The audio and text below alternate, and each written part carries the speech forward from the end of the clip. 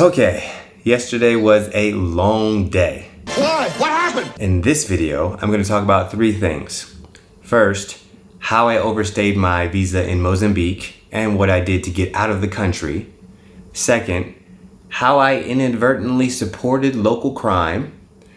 And third, despite having a very bumpy exit out of the country, why I still think you should visit Mozambique. This is gonna be good. Hey guys, I'm the TMax. I make travel videos about cultural immersion, learning foreign languages, eating the local food, and filming cinematic landscapes with a drone. If you're interested in that type of content, go ahead and hit the subscribe button and check out some of the other videos on my channel. Also, check out the vlog I made for my visit to Mozambique. But for now, let's jump into this video.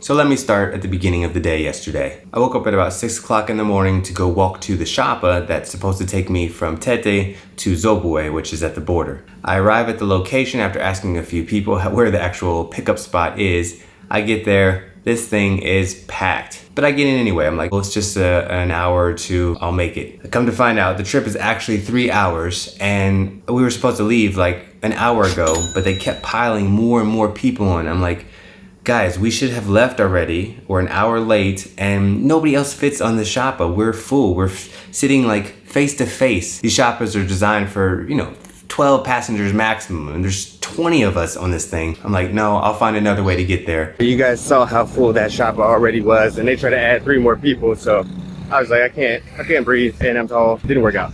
So I'm gonna try either hitchhiking or calling around, try to find some kind of other transport. I was told that you're not supposed to hitchhike inside of the city of Tete. You have to cross the bridge going to Musakama. So I said, okay, I'll just catch a motorbike to the next town, which is actually Moatize, a little bit after Musakama. So I pay a motor taxi, 200 meticais to take me to Moatize. In Moatize, I'm able to catch a brand new Chapa. I'm the first person on, so I get in the front seat. So after about 45 minutes of driving around town, picking up people, packing in new luggage and random things that they're transporting to the border, we finally head off in direction of Zobue. The total price was 250 meticais. This trip is 106 kilometers to the border. Including that 45 minutes driving around town, it took us 5 hours to get to the border. We stopped like 17 times. And the roads are awful. I mean, I've been to a lot of places. I've seen some bad roads. This one, it was like the roads were counterproductive. There was a few times where the driver just was driving on the shoulder because the dirt road on the side was better than the asphalt. We were going faster on the dirt road than on the asphalt. And there's plenty of times when we're driving and another truck or another Chapa's coming and the roads are so bad, you're on the other side trying to avoid potholes. So it's like a game of chicken sometimes where you're just like, all right, who's gonna brake, who's gonna brake? And then finally at the last minute, you dodge each other. And I'm in the front seat, so I'm just watching all of this unfold, and it's chaos. And most times when you're on the road, you see the speed limit sign, it actually says 30, danger, 30 for a highway. So after a few hours of just lamenting the journey and writing in my notes furiously about all the craziness I'm going through, I actually looked up and was looking at the landscapes, and I was like, wow, it's actually really beautiful. And so you do need to try to balance that, when you're going through a tough situation, also try to find the good. And so the landscapes in these rural areas, beautiful. And then passing through the towns, you can see the locals, like the real locals and their way of life, and they're all kind of lined up on the road for their sales, their goods and wares. Every time we stop, they just swarm the bus trying to sell stuff. They're like, hey, this is what it is, do you want it? And you say no, and then they walk away. They're not like, take my food, I'm gonna force it down you. It's not that aggressive. So that was cool to see. So the Chapa pulls up to about 200 meters from the border control. And as soon as I get out, I'm immediately swarmed by guys who want to change money, taxi drivers or moto taxi drivers, people who want to help you fill out the customs form, people want to sell you food, and you're like, okay, calm down, calm down. And so I know I need to change my money, and I'm like, all right, I should do that now. I can go ahead and change it. Let me pull up my currency converter app and see what a good rate is. Now, there's your first mistake. 1 to 27. Okay, cool. Trade 1 to 27, give him 6,000 meticais. He gives me the money back. Then I walk through to the border, to the customs. And when I get into the place, everybody's on their phone. Like everybody. They're just like in TikTok, you hear it, the music's loud. I woke up and like, here's my passport. She was like, all right, here, fill out this form. And then the lady that was helping me, she kept yelling at the Malawians who were trying to come in to Mozambique, who were trying to like get paperwork or ask questions. She was like very rude and aggressive with them. I don't know what they've been doing or how long they've been trying to get in, but she was fed up with them. So I filled out the form and I gave her the receipt that I got when I first got into the country. And she said, you overstayed your visa. And I was like, no, today's the 5th. I got here on the 5th. And then her boss comes around and is like, no, it starts the day you enter. It's not 24 hours from the day you enter. That day counts. So today is a day over. And so I did something a bit out of character. I shook a bee's nest and then got mad at the bees. That sounds like a real bad idea. So I'm like, no, bro, it's 30 days. There's no way. Why are you trying to do this to me? And he's like, these are the rules. I was like, I'm gonna look it up online. He's like, you don't need to look it up. I'm telling you what it is. And I said, well, if I have a fee, then how much is the fee? And he's like, it's 3,000 meticais. I was like, I know that's wrong. I was just looking at the site the other day. I'm definitely looking it up right now. And while I'm looking it up, I'm yelling at him, the US just pumped money into this region, and you guys are giving us a hard time. We're investing all this money here and you're nitpicking me at the border. So I look it up and he was right. Why do I feel like a jackass? Yeah, I did overstay my visa and it is a 3,000 meticais fine. That's almost $50 for overstaying the visa one day. It only cost me $10 to get into the country. $50? And so now I realize that I have to pay this fine. I pull up my phone, turn around, start filming. I'm like, yeah, if you're ever in this border, these guys are terrible, they're mean, and they're gonna charge you fees, this and that. And everybody in the office just swarms me like, no, you can't do that. Delete the video. They take my phone from me, they delete the video, they go into the trash can, delete it from there. While this is all happening, I realize, okay, I just keep shaking this bee's nest and I keep getting stung. And then why am I getting mad at the bees? Because I'm the one shaking the nest. He be tripping. So then I was like, okay, let me change my strategy. So I apologized to the guy. I said, yeah, okay, I looked it up. You were right. I'm sorry. There's no excuse for my behavior. Please forgive me. Are we cool? And obviously I'm saying this all in Portuguese, so I don't know how clear it was to him. But he was like, yeah, no, we're good. Like immediately, like night and day, he switched from being angry to being nice. Everybody else also switched from being angry to being nice. So that was good that I diffused the situation a little bit. So then I'm like, well, can I pay in kwacha? Because I don't have meticais. They're like, no, we only take meticais. So I traded 6,000. I should be able to go back and trade again. So I walk back out and I try to find some guy, and the guy's like, yeah, so 3,000 is like 150,000 kwacha. And I was like, well, I only have 135,000 kwacha, and I gave him 6,000 meticais. And they're like, what? Why? Didn't you do the 51-to-1 rate? And I said, no, I did 27-to-1 because that's what the stupid XE converter app told me. And they're like, no, Man, you can't be doing that. So apparently Malawi has this black market thing where when you trade in cash, you get double the rate of what the bank is trading at. So apparently I facilitated predatory lending and usury by trading my money away at this terrible rate. And now I don't even have enough money to trade back to get the cash I need to pay my fine. And the worst thing about that is that someone in Tete told me the day before, when you get to the border, trade 51-to-1. Don't do anything less. But you don't listen. Just hard-headed sometimes, huh? And the whole time there's this guy, Zeka, who's just following me around. I never told him, leave me alone. He's a motorcycle taxi driver. I was like, maybe I will need him.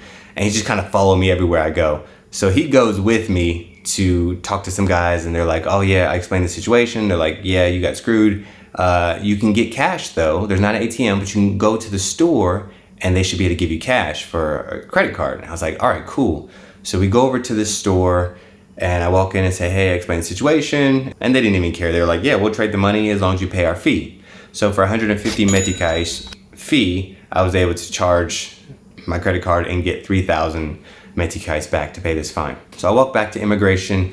I give them the money.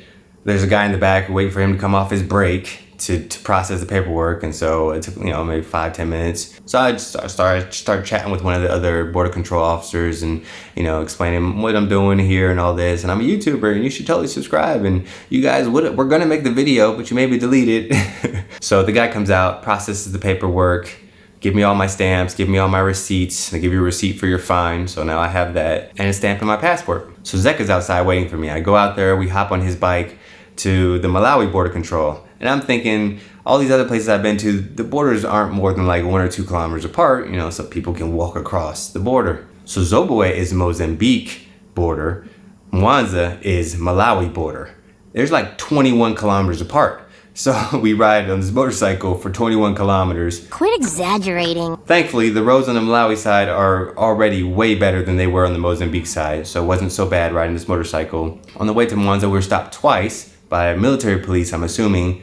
They both asked me for my passport and see I'm American. They're like, oh, cool, America, welcome. You know, you want to leave a little present for your Malawian friend here to show how much you enjoy our country? And I was like, bro, I don't have any money. Like, I've been sucked dry today. I don't have any cash to give anybody. Sorry. And they were like, oh, yeah, no worries. Okay, enjoy the country. And it was like, huh, okay, I guess you got to shoot your shot, right? And boy, they tried. And they were fine, and I said no. So when you come to Malawi, if you don't feel pressure, just say no, and they let you go. So finally, we get to Mwanza, get to immigration there, and I give the guy my passport. He gives it to another lady. She takes it to the back. So I'm just sitting there chatting with Zeka, and then the guy calls me and says, yeah, come to the back. So mind you, there's nobody else at immigration. I'm the only person crossing the border right now. So I follow the lady, walk into the back. She takes me into this office where this guy's sitting, and it was like a big office. And come to find out, he's like the head of the region. And so he is personally processing my passport. You know, like a 5-10 minute interview. What are you here for? Tourism, where are you going? Blah, blah, blah. You know, your visa's good for 30 days. If you want to extend, you just need to go to an immigration office somewhere and you can get another 30-day extension. And you can do that twice for up to 90 days. No extra fees. I paid all my fees online and brought the paper with me so I wouldn't have any issues. And he was like, yeah, just go to immigration. You get an extension if you want it. So then he walks me back out and gives my passport to the lady. She gives me another immigration form to fill out, all the same information that I did online. So I fill out this paperwork again. I give it back to her. Then she takes the passport again somewhere else. And so then I sat down next to Zeka and I was like, is this common? Like, you know, you work here at the border. And he's like, I've never seen it take this long before. This is taking forever. So after about 5 minutes, they finally come out, give me my passport, stamped, 30-day visa, good to go. And then as we're leaving, a guy who's just dressed in like, you know, a white button-up shirt and slacks says, no, give me your passport. And I'm like, who are you? Like, you know, he doesn't say who he is. I don't know who this guy is.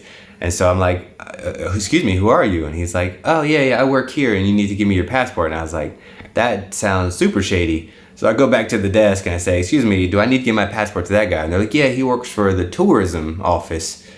And I was like, that's, you guys, there's no labelings. He's sitting next to us in the waiting area. It's not like he's behind a desk or a counter somewhere. So he has his little book, his visitor's book. So he's taking the information. Oh, you're from America.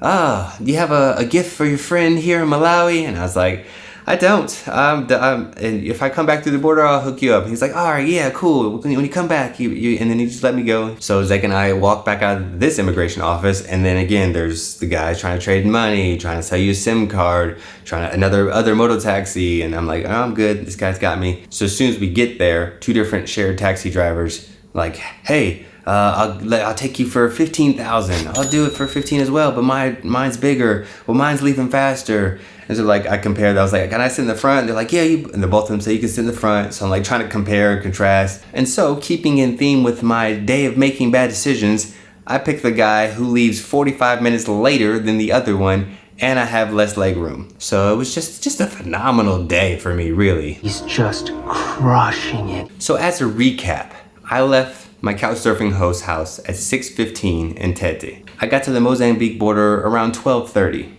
Between Zobue and Mwanza, I spent 4 hours at the border. My minibus left Mwanza at 4:30 p.m. and arrived here in Blantyre at 8 p.m. 215 kilometer journey, one border, took me 14 hours. Terrible roads in Mozambique.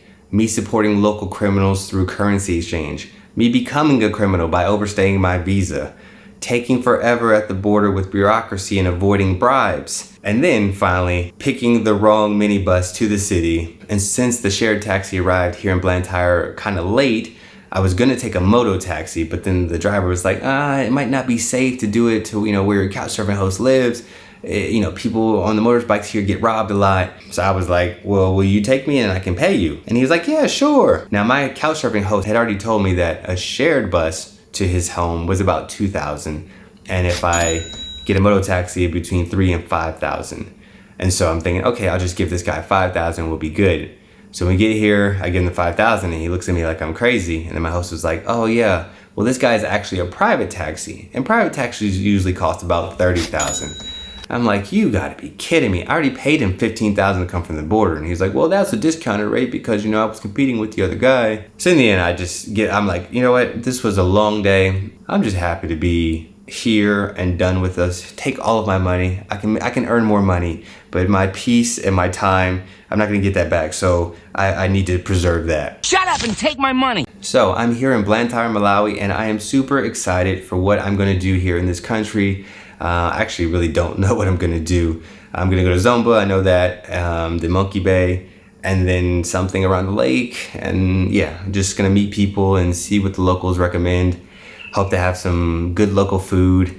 If you have recommendations for what I should see, do, eat, hear, listen to, watch, whatever verb you wanna put there, leave me a comment below. Tell me the best way to experience Malawi, and I definitely will do my best to get out and see that. I appreciate you guys watching this video. I hope it was helpful. I hope those of you who also will travel here will take this as a cautionary tale and will be more prepared and more vigilant and make better decisions than I did. And I'm sure you will have an amazing time, because I'm still having an amazing time despite all these hiccups and, you know, crazy stories. This is part of traveling. So thanks again for watching, and I'll see you guys in the next video.